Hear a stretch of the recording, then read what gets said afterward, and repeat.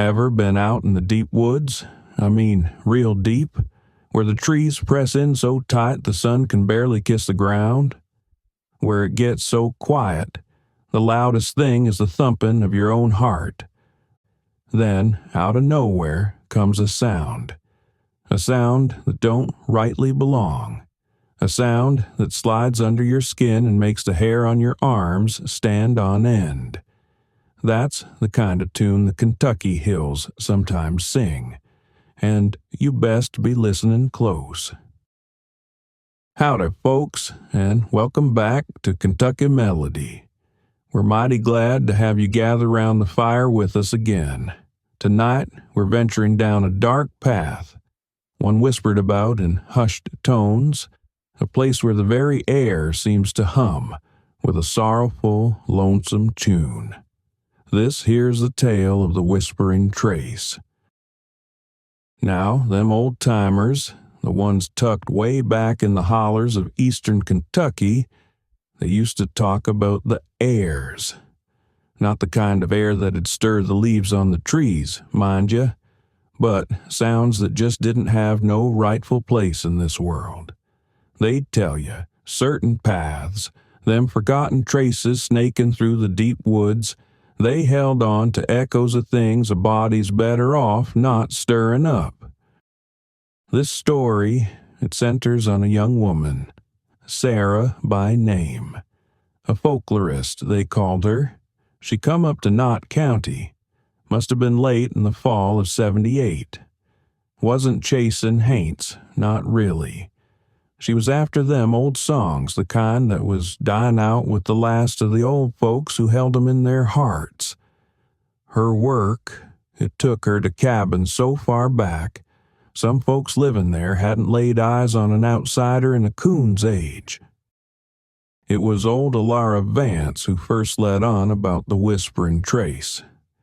Elara, she lived in a cabin nestled so deep in a narrow valley, Sarah had to hoof it the last 2 miles.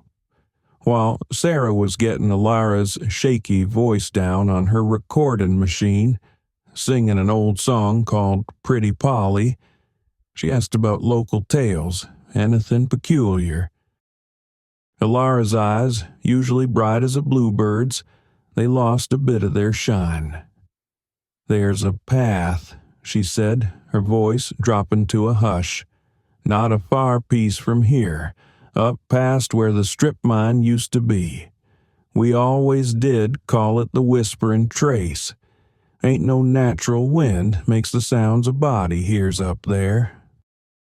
The way Elara told it, and it was backed up later by a fella Sarah found in Heineman, a hunter who still got twitchy talking about it.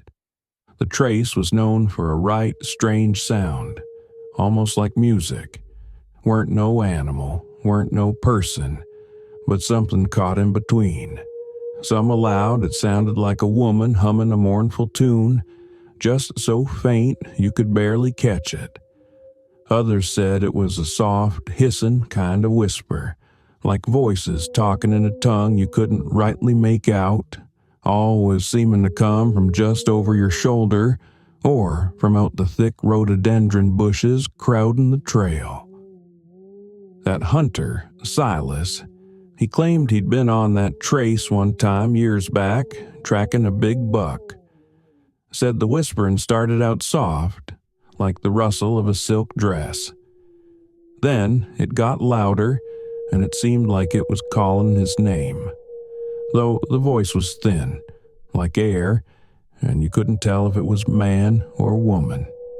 He said he got this powerful feeling of being watched, like unseen things was moving alongside him in the brush. The buck, he said, it lit out of there in a pure panic, not from him, but from something deeper in them woods. Silas, he never went back, sold his hunting rifles come spring. Sarah, well, she was curious, though a little shiver went down her spine. This was a different sort of folklore, a living, breathing one. So, with her tape recorder in hand and a good bit of that learning that makes folks doubt what they hear, She found the mouth of the Whispering Trace a few days on. It was all growed over.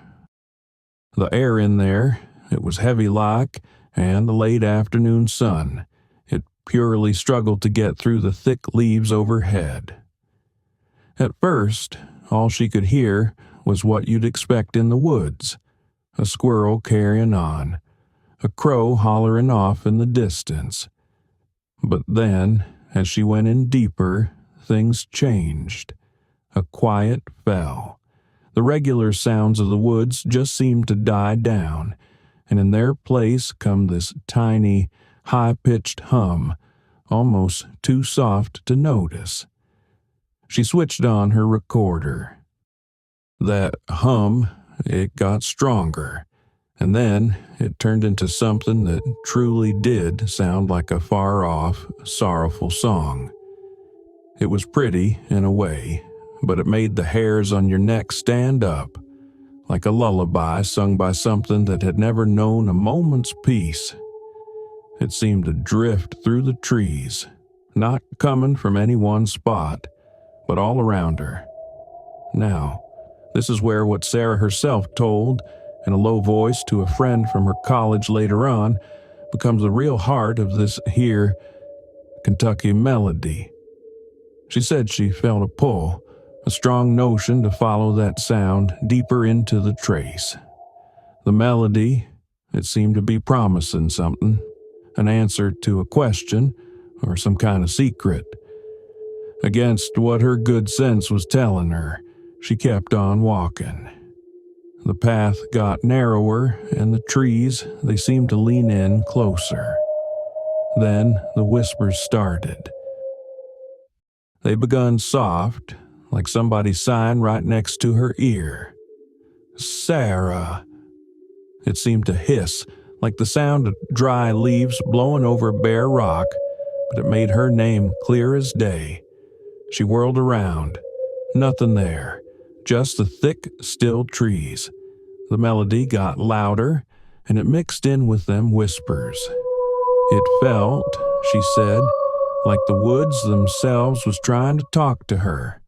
But what they was trying to say, that was a frightening mystery. She saw things moving out the corner of her eye, quick, dark shapes that was gone when she tried to look straight at 'em. The most disturbing thing, Sarah told, was the feeling of being known. Whatever was making them sounds, she felt like it knew her, knew she was curious, and was using that to draw her in. The melody got more urgent, the whispers more to the point, hinting at things from way back in her life, fears she'd never told a soul. She never did say what all them whispers told her. What she did say was that a sudden, cold wave of pure terror finally broke the spell. Weren't no thought-out thing, just that old animal need to run. She turned tail and lit out of there, crashing through the bushes, not daring to look behind her. That eerie melody and them hissing whispers, they chased her right until she stumbled out, gasping for breath and crying, back into the blessed sunlight of the main logging road. Her tape recorder? When she finally got brave enough to play it, all it had on it was the regular wood sounds from when she first went in, and then a whole hour of just plain old static. The melody, the whispers, the sound of her running for her life, none of it was there. Sarah, she left Knott County the very next day. Never did finish getting them ballads from around there. And so, the Whispering Trace, it stays hidden, tucked away in them deep Kentucky hills. Its song, if you can call it that, remains a chilling reminder that some places hold secrets too old and too strange for us to rightly understand. A true Kentucky melody, played out for an audience of one, or maybe for whatever still lingers on that lonesome path. So, now I have to ask you, what do y'all think? What in tarnation do you reckon was making that melody and them whispers out on the trace? Was it some old spirit? Something else entirely? Have any of y'all ever heard a sound in the woods you just couldn't explain? Let me know down in the comments below. I'd surely love to hear your own tales and what you make of this'n. Now, you be careful out there, hear? Keep to the marked trails, and if you hear a strange melody calling to you from the deep woods, well, maybe it's best to just turn yourself around and head for home. But don't you stray too far from us here at Kentucky Melody, 'cause we got plenty more unsettling tunes and chilling tales from these old hills coming your way. You make sure to subscribe and ring that bell so you don't miss the next time the darkness decides to sing its Kentucky Melody to you.